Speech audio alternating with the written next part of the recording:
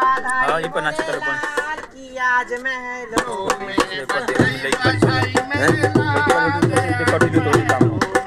आज महलों में गोपाल महलों में आज महलों में गोपाल महलों में आज महलों बिना दवा कहाँ कोई लगे महलों में आज महलों में गोपाल महलों में बज गई बधाई मेरे लाल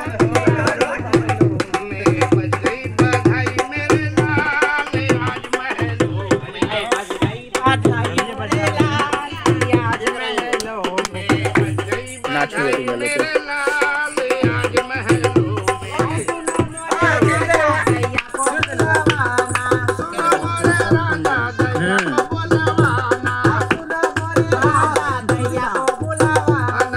शिवान का बन बढ़िया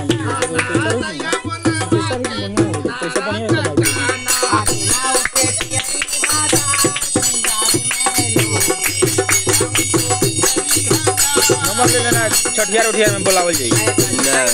ना ले लो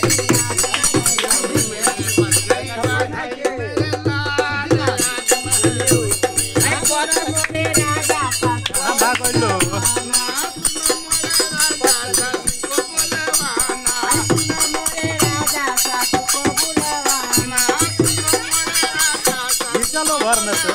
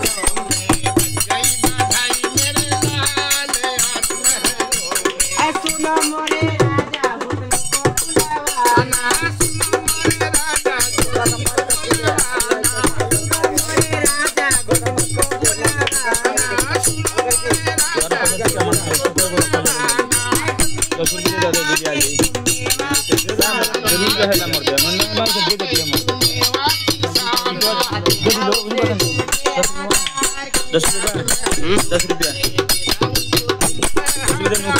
चीज मांगता नहीं मांगे क्या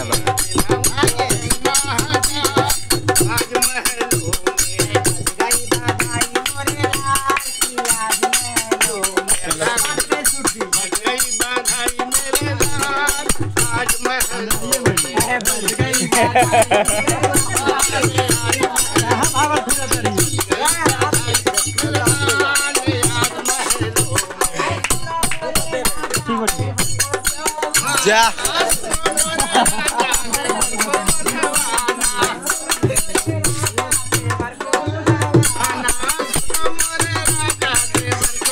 ये सब कौन रहा न? ये सब कौन रहा न?